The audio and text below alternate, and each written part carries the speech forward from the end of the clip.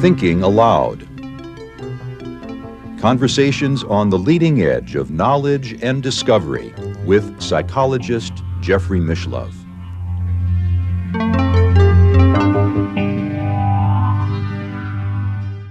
Hello and welcome. I'm Jeffrey Mishlove. Today we'll be exploring the cosmic evolutionary impulse. My guest is Jude Currivan, who has a master's degree in physics from Oxford University and also has a doctoral degree in archeology. She is the author of many books, including The Wave, a life-changing journey into the heart and mind of the cosmos. The Eighth Chakra, what it is and how it can transform your life.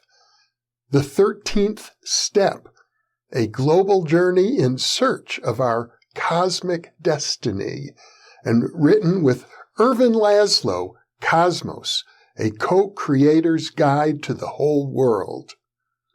More recently, she has written and been interviewed on this channel on the Cosmic Hologram, information at the center of creation, and her most recent book, The Story of Gaia, The Big Breath, and the evolutionary journey of our conscious planet. Jude is in the UK, and now I'll switch over to the internet video. Welcome, Jude. It's a real pleasure to be with you once again. And me with you, Jeff. Oh my goodness, it's been nearly 6 years, actually, I think. Yes, last time I had the pleasure of interviewing you, you came to see me in Las Vegas, and I've been living in Albuquerque for the last 5 years. So Exactly. Yeah, time has passed, but I have to say, in reading your newest book, The Story of Gaia, I am just overwhelmed by the enormity of the scope of the book, the vision that you brought to it, and not only the largeness of the vision, but the vastness of all the details that you assembled to support this vision, that basically, to sum it up in a nutshell, that the whole universe is conscious. Yes, essentially. And of course, this was the ancient understanding. You know, what I'm really delighted about is how this leading edge science, of course, it is evidence-based, as I'm sure we'll dive into. It's evidence-based, as was my previous book that we shared our interviews with. And this is what I think is so important, because it's evidence at all scales of existence and many fields of research, as you know, and it is converging with universal wisdom teachings in the most wonderful and I feel empowering way. It's almost inviting us, isn't it, to be co-evolutionary partners with our entire universe and our planetary home Gaia. And you start with what we used to call the Big Bang, but I like the way you've renamed it the Big Breath. It reminds me, and I think you allude to this, of the Vedic cosmology and the idea that Vishnu breathes a breath and it may last billions of years. Absolutely. And you know, I felt able to sort of re-language that, because again, we know that our universe didn't begin in the implied chaos of a Big Bang. We know it wasn't big, it was minute, but when we use the term bang, it implies that sort of chaotic beginning. And it was absolutely not that. It was, our universe began in the most incredibly ordered state and extremely fine-tuned. So what's happened from that first moment that I have relanguaged as an ongoing big breath is our universe has embodied this incredible evolutionary impulse from simplicity to complexity. And of course, like you were saying, the Vedic tradition talks about our universe in exactly those terms. So it was for me, it was a lovely, you know, again, convergence of the sort of the leading edge science and that ancient and deep understanding. One of the factoids in your book that struck me, and there are probably thousands of them, is the idea that at the very beginning, the The whole universe was, I know it's referred to as a singularity, but you point out it's approximately the quantum space, the Planck size of, 10 to the minus 33 centimeters and incredibly hot, trillions and trillions of times hotter at that tiny little space than the hottest stars are today. Absolutely. But, when we think of heat, we think of sort of chaos in a way of atoms moving around at crazy speeds and all the rest of it. Just from research on our sun, the surface of the sun is about 6,000 degrees centigrade. But when we go out into what's called the chromosphere, that rises to millions of degrees. And yet the magnetic fields that hold that that system mean that it is again incredibly ordered. And what we find with our universe is exactly what you're saying. It began in the hottest state possible, the Planck temperature, which is all those trillions on trillions on trillions of times of degrees. Yet there's a wonderful law of physics that says in a contained system like our entire universe, the temperature is what's called inversely proportional to what I call its information content. So at that very beginning, the informational content of our universe was at its lowest level. It was as simplest as it could be, but no simpler. And the temperature was at its highest. And ever since, as space has expanded and time's flowed forward, the temperature's dropped as the informational content has risen. Isn't that? I just think that's so cool. I don't mean that as a facetious cool, but it's so wonderful because what I've been able to do that we spoke about before, but I've taken on even further with the story of Gaia, is to understand how our universe is co-created. You referred to the I Ching that says, in the beginning there was one, and the one became two, and the two became three, and then the three became the 10,000 things. Yeah. And isn't that a beautiful description about that original, really simple state in which our universe came into being? But of course, it had everything there in potential. It had the laws of physics, which are these dynamic, relational, again, as simple as it can be, but no simpler. Its very setup was how, as I wrote in the Cosmic Hologram, how to make a perfect universe. So that one indeed became differentiated. I think what your point is, though, which is key, and what the I Ching's point is, which is key, is that wholeness remains. It just becomes differentiated into 2 and 3 and then 10,000 things. And our old, hitherto paradigm has been one of materialism and separation. And now that's all the evidence is turning that completely on its head and far closer to what the I Ching describes and the Vedic traditions describe. One of the wonderful things about your book, The Story of Gaia, is that you go step by step through 13.8 billion years of cosmic evolution. And even from the very first fractions of a second, the way things evolved had to be that way in order for us to be here today having this conversation. Exactly. And that for me was one of the most profound. I mean, I sort of knew this from all the work I'd done previously, but actually really delving into that story at the depth of the book, I was in awe. I was in reverent wonder and awe at exactly how that happened, where you get time and again, the universe prepares for potential, future complexity. And that complexity that when it manifests, it might be, 100 million years hence. And that is so extraordinary that this evolutionary impulse is so adamant. And I talk about, as you know, I talk about the universe embodying. It doesn't just exist and evolve. I think the evidence is showing us it exists to evolve.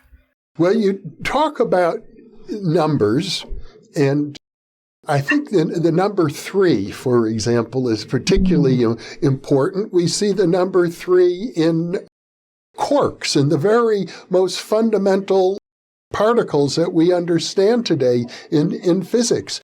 You also talk about the Fibonacci ratio and the golden mean, and how what we think of today as sacred geometry was embodied in the very earliest formation of matter. Absolutely. And I also, as you'll recall, I mentioned the quadrivium, this curriculum of wisdom teachings that are based on number, and where number in space is geometry, where number in time is music, and where the whole of our universe is essentially, the cosmology of our universe is founded on those principles. And of course, we find, and again, I say story after story of this, the incredible harmonics and resonances that prevail at many, many different scales throughout our entire universe, and the foundational, relational geometries that underpin the appearance of it. Now, another really beautiful aspect of this book, and I know how hard you worked on it. I know, for example, that during the year 2021, when you were in the middle of your book, up came the Bigelow competition, and you thought about entering that competition. You would have been a very strong contender, I know, but you gave it up in order to work on this book. It was so important to you. And every chapter, as I recall, begins with a meditation. The writing of this book was a meditative process for you. It was, and you're very gracious to mention the Bigelow, and I want to sort of congratulate you again for your success with the Bigelow Prize. Totally deserved. So I'm just delighted it went to the right person at the right time to be doing the wonderful work that you do. But yes, I just felt I could not, the book was so important for me. And I actually feel that the book wrote me in that sense. And I know that the very early readers, I don't know, I'd love to, I'm so grateful for such a positive response to it.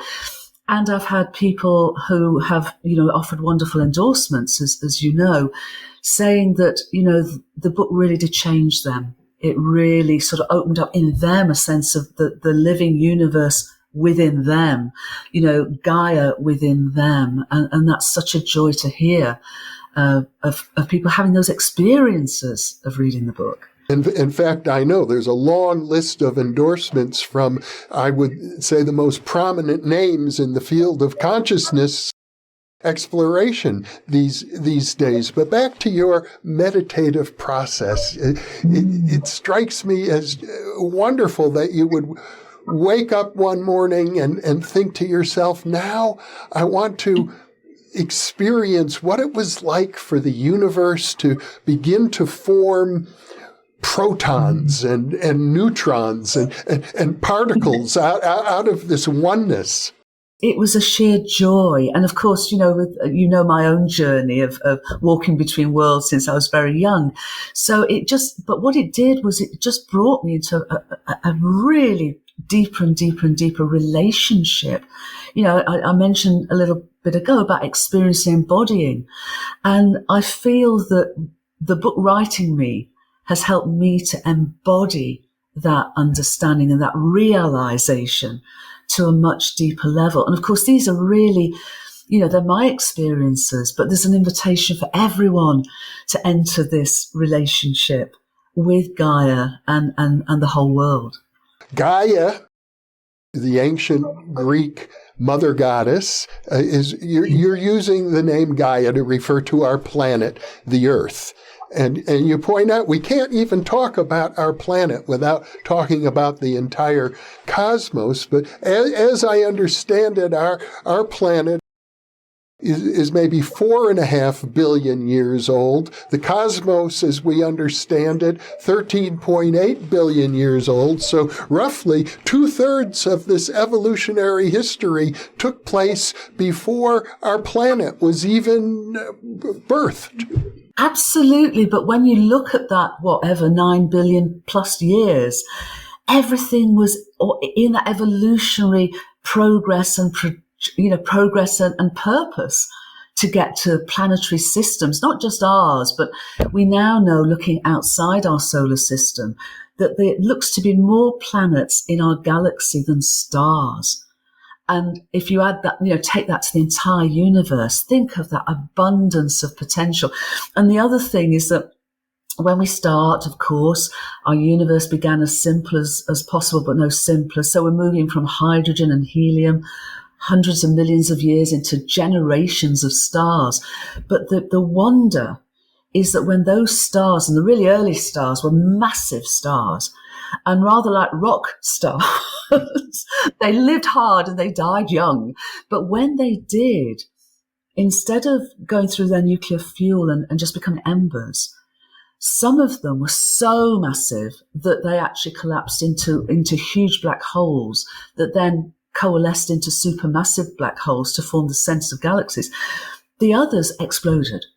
And when they exploded, all their elemental abundance was gifted to the interstellar medium. And over 3 generations of stars, interstellar clouds of gas and dust formed, which had not just ice by then, bathed in ultraviolet light from nearby stars by then, but now we know all the prebiotic harbingers, the forerunners of biological life, so that when then the next stage of forming a planetary system happened, it was like at the birthing, all of these further potential for us came into our solar system. So Venus, Mars and Earth were all water planets to begin with, almost certainly. But Gaia is the planet that was in the Goldilocks zone. Not too hot, not too cold. So this wonderful water planet that is our planetary home was gifted by these vast amounts of water and these incredibly preparatory prebiotic molecules to then birth her biological children from very early on and continue that process of simplicity to complexity. And one of the other wonderful things, I say wonderful, some people might not think so, you could call it punctuated equilibrium, but another way to look at it is there were various collisions, and one might think of them as disasters. For example, the creation of our moon, or the way in which apparently the early formation of the planet Jupiter as it moved across the solar system from a near solar orbit to where it currently is, much further away from the sun. All of these things were in effect necessary for Yes. us to be able to flourish to the extent that we do today. Totally. I love that you mentioned Jupiter. It's called the Grand Tack hypothesis. And what it's showing is our stable and resonantly stable planetary system as it is now was not how it was partway through its life cycle. Our planetary system began in a sort of series of resonant orbits around our star, Sol. But when the planets had formed, they weren't in the place, or certainly the outer planets weren't in the places they are now. And that was really important because that little, Jupiter coming into the sort of inner solar system, you might consider as a wrecking ball, actually cleared all the debris to enable Gaia and the inner planets to continue their orbits. And you're mentioning this formation of our moon, Luna. The best hypothesis we have at the moment, the best evidence, we have this evidence geologically and in many other ways, is that a body about the size of Mars actually came in from the outer solar system and crashed into the early Gaia. She wasn't really Gaia then. She was just this proto-planet. But that merger, as it were, threw out enough material to form our moon. And in fact, the remnants of that body, which we call Theia, who in Greek mythology is the mother of Selene, the moon goddess, we're actually geologically able. There are 2 major rock formations near the core of Gaia. and they're quite different, and we think they're the remnants of Thea, but they stabilize Gaia. And our moon, Luna, is such a large size compared to Gaia. It's more like a twin system. She's held us stable. Her tides, when that first happened, and she was much nearer to us than she is now, helped Gaia keep warm in the early days of our solar system, where our sun was a third less bright. If Luna hadn't been there, we would have frozen. All the water on Gaia would have frozen to the extent we might never have been able to get through that part of our early history and go on as she has gone on since. So exactly what you're saying at every point. And then there was this whole arc, wave on wave of complexity, and then biological organisms getting to the end of their arc and Gaia going, okay, that's it, we're on to the next. So it's been so purposeful, Jeff, hasn't it? And so wondrous to see how that has progressed until now. Well, I certainly want to talk about biological evolution, but before we get there, you bring up another amazing, to me, fact, and I know you've refrained in your book from using the word amazing and wonderful over and over and over again, but all of these facts that you bring together are just that. In this instance, I'm thinking of the fact that the moon is 400th the size of the sun, and the sun is 400 times further from us than the moon, which allows for the possibility, in addition to the orbits being along the same plane, for the possibility of total solar eclipses that we experience. I was sort of researching how long has that relationship, 400 times difference in size, 400 times exact difference in distances being the case.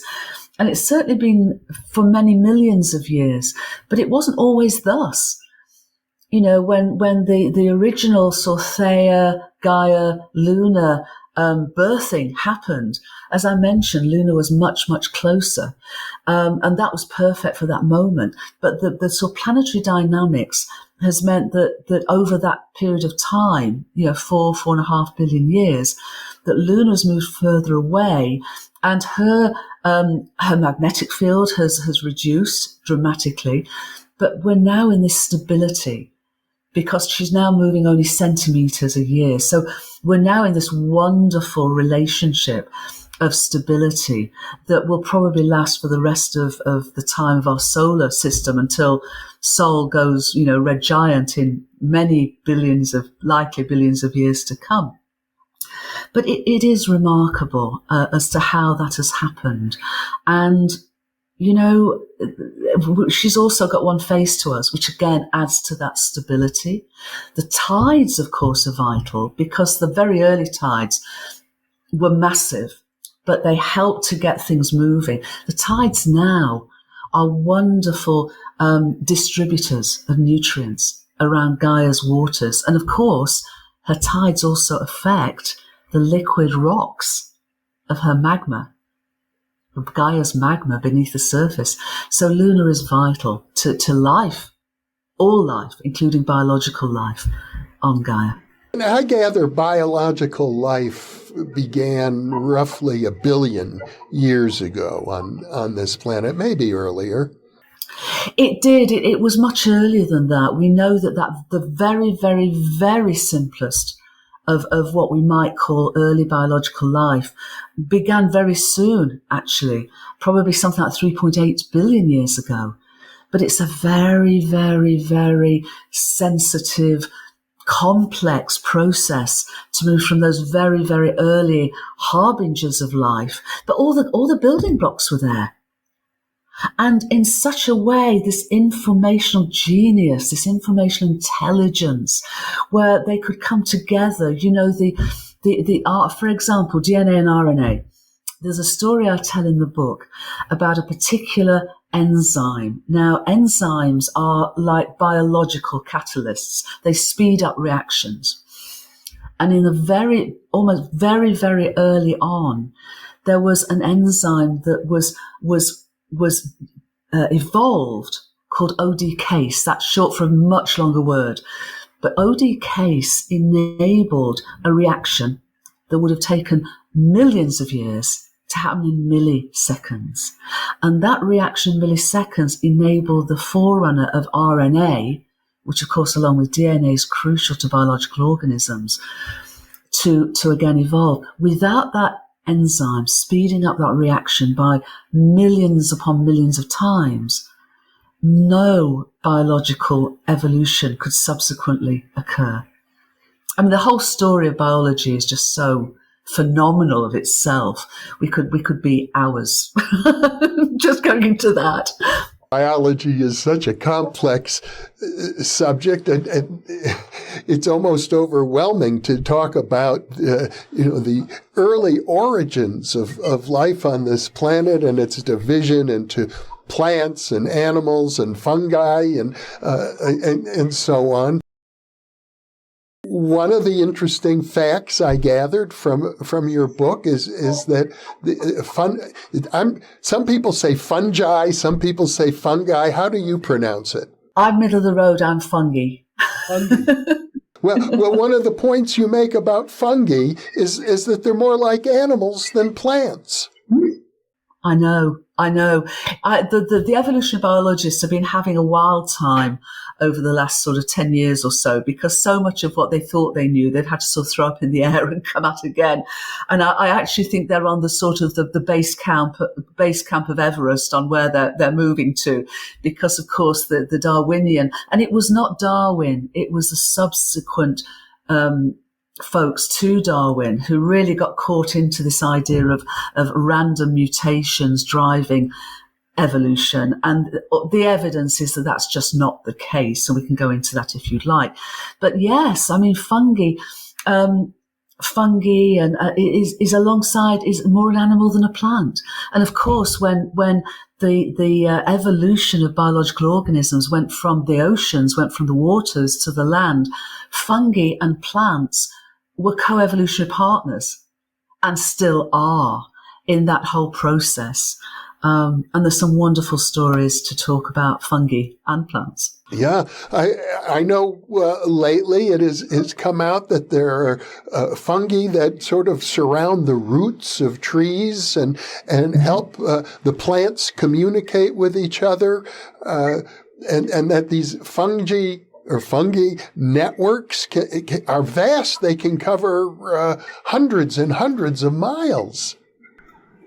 Well, the largest biological organism we know of is a honey fungus in a secret location in the USA. And it's both the largest and probably the oldest continuing community of a biological organism. And yes, you're referring to what we call mycelium networks that connect. I mean, the very earliest trees, back in the sort of early Carboniferous period, the ones that formed the coal seams, the huge coal seams, actually evolved before fungi evolved to be their co-evolutionary partners as the mycelium networks that coat the roots and actually cooperate in nutrient transfer with the soil. But these early trees didn't have a mycelium network. Also, the other interesting thing is, at that time, a fungus called white woodrot fungus hadn't evolved. So when these trees grew, they grew very tall, and they grew almost as lonely sentinels rather than a community of a forest.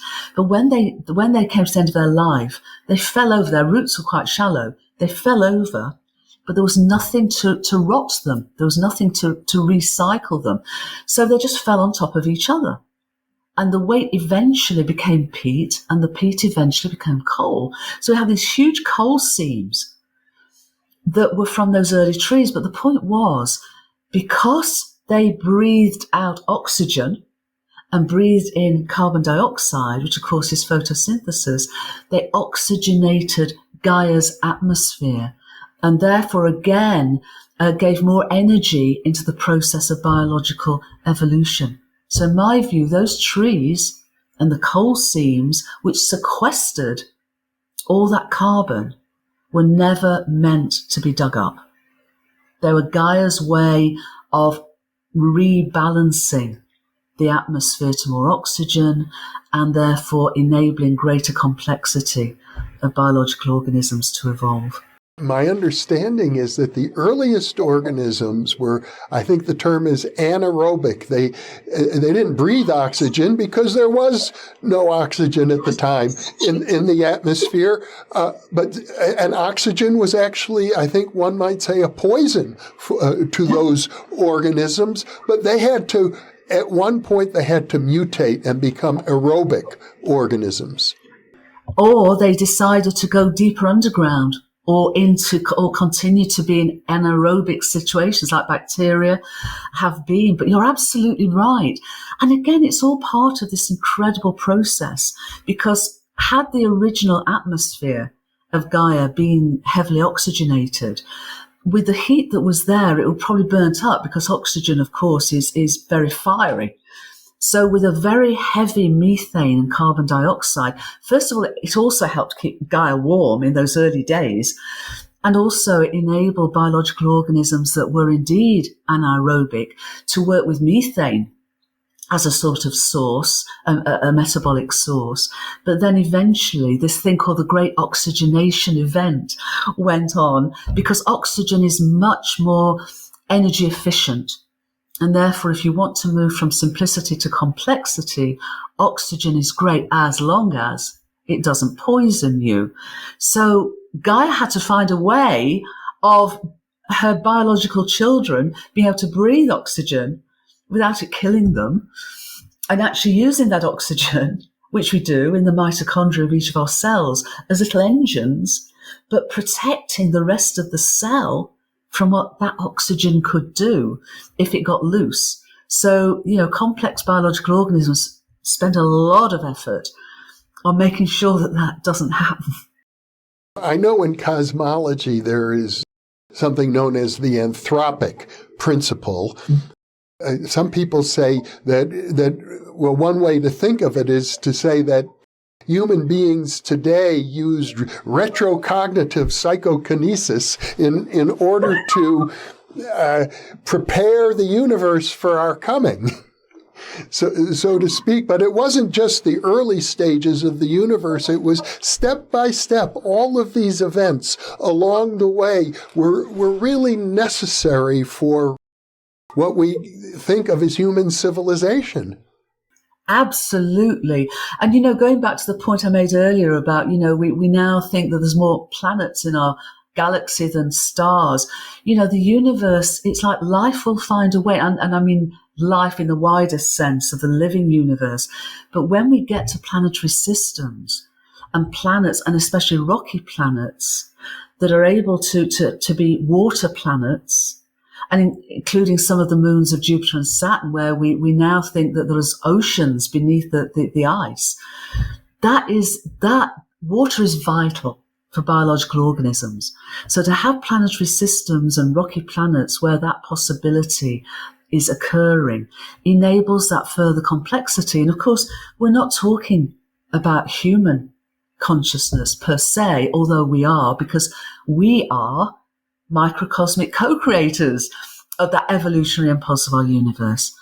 But that's true of any individuated self-awareness, that the universe's evolutionary impulse has been able to nurture and guide informationally and intelligently through all of these billions of years. When I was an undergraduate student studying biology, one of the surprising facts to me that I learned is that in zoology, we have the phylums, and we, humans, are part of the phylum known as vertebrates. Yes. But vertebrates weren't the first on this planet. There were, for example, sharks I don't believe sharks are vertebrates. I could be wrong about that. Maybe they're close.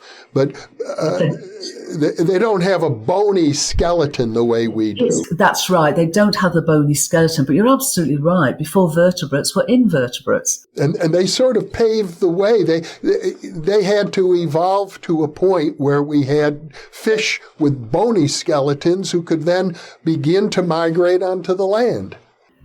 Absolutely. And of course, sharks predated that in a way, but they are so incredibly efficient that they're still with us after tens of millions of years. And if you go back, as you say, where biological life began was in the waters of Gaia. And so the waters act as a sort of flotation device. And so in a way, being invertebrate, those very, very simple single-celled and then multi-celled creatures were quite soft. And there's a period called the Ediacaran, which I love. And it predates what we often call the Cambrian explosion, which happened about 500 or so million years ago. But the Ediacarans were the first animals. And they were developing this whole sort of symmetry, this bodily symmetry, and this differentiation into a body part that took in nutrients and a body part that got rid of nutrients. And so built up from that situation. And most of them were very, very small. But the interesting thing about the Ediacaran era is that it wasn't really a competitive era. Every animal, and some looked like plants, but they were animals, sort of had its own niche, but there wasn't what we might later call a food chain. But the thing with the dying out, there was an environmental change, massive.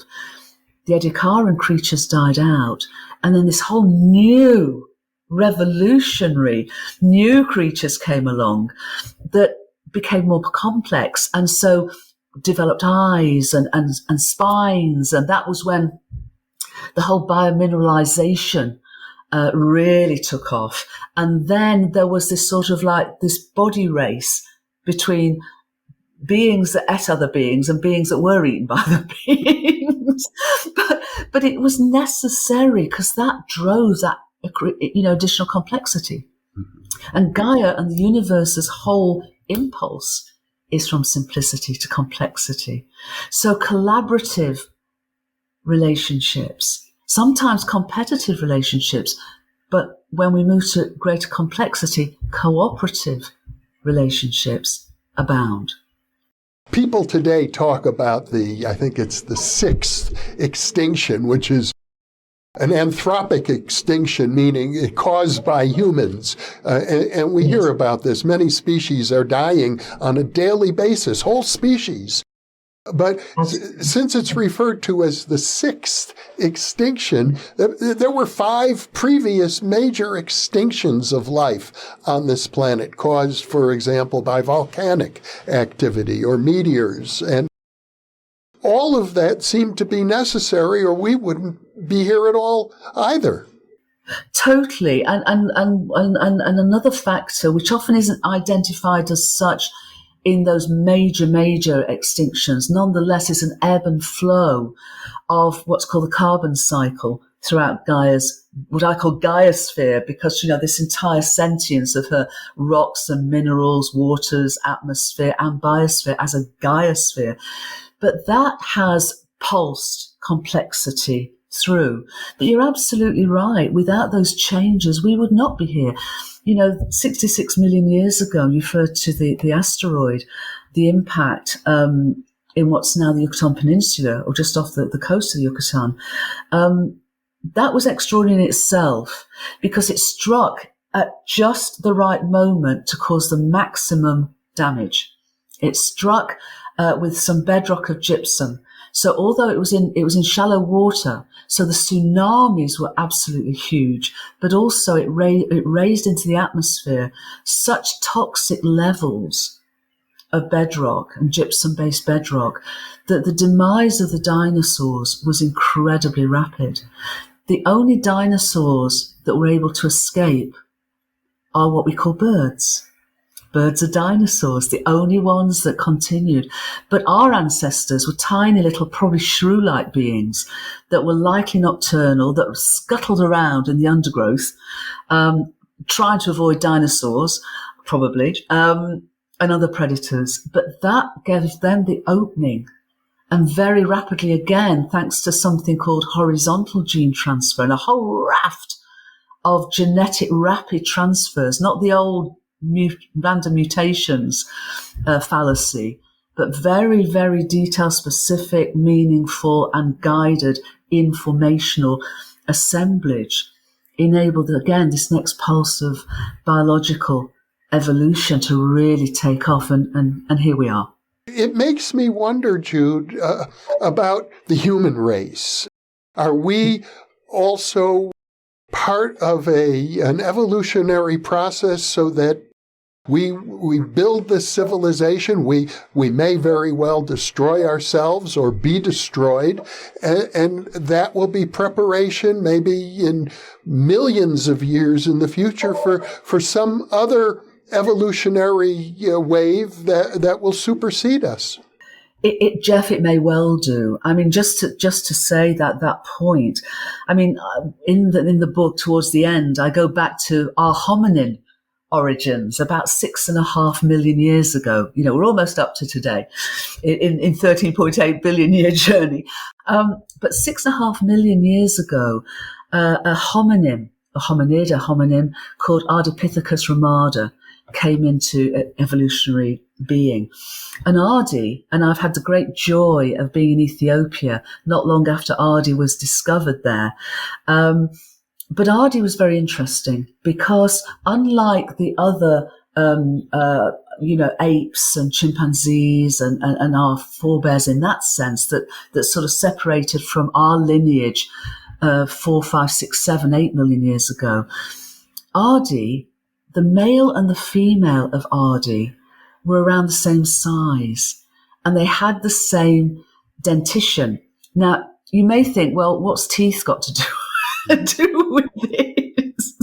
But it has a great deal to do with this because if you look at gorillas or chimpanzees, the males are much bigger, the teeth are much longer, much bigger, and therefore they have a very sort of harem type community. You know, there's an alpha male and then females.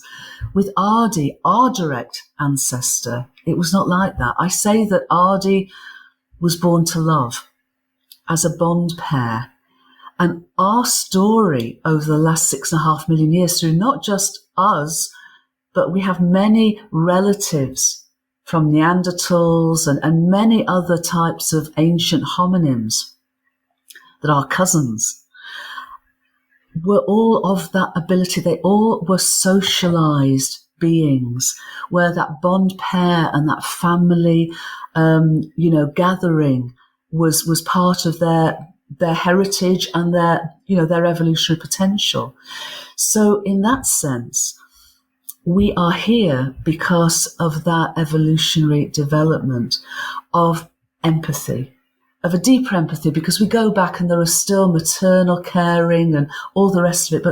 But in that moment, Gaia took on a whole new chapter of potential for empathy, for cooperation, for self-awareness, to realize the me and the we, and now potentially the all.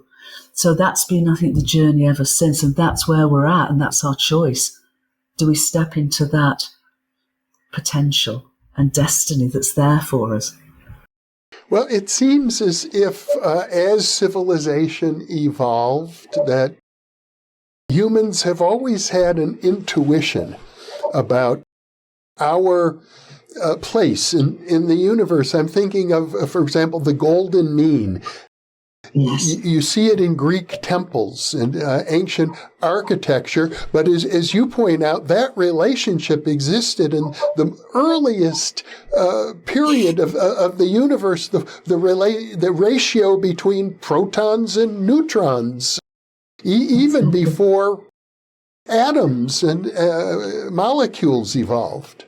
But those intuitions, I think, are wonderful, because what they're showing us as self-aware beings is that we do have the ability to intuit, to engage with the living universe at that deeper, non-local, profound level of awareness. We go back to the Vedic sages of ancient India. We go back to the I Ching. We go back to indigenous wisdom. Understanding geometry. I mean, we now know the Greek geometers just had a straight edge and something to write with, and understood that, geometry is the basic relationships of our universe. We now know that at the Planck scale, that universal information is actually pixelated in triangular areas. We now know that, we spoke a little bit about it, all of the fractal patterns that we find from embodied in atoms all the way up to the entire universe. We see these patterns that are innately relational and geometrical, and the ancient Greeks understood that at a both not just an intuitive level, but they actually played with the patterns and realized, the musical and the geometries that they embody.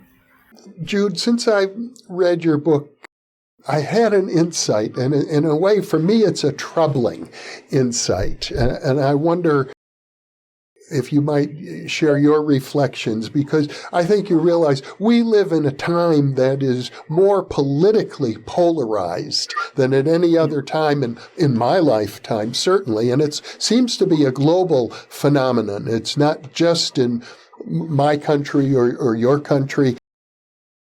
As I was reading your book and realizing that these various, what one might call catastrophes that took place in historical periods led to new birthings and new awakenings on the planet.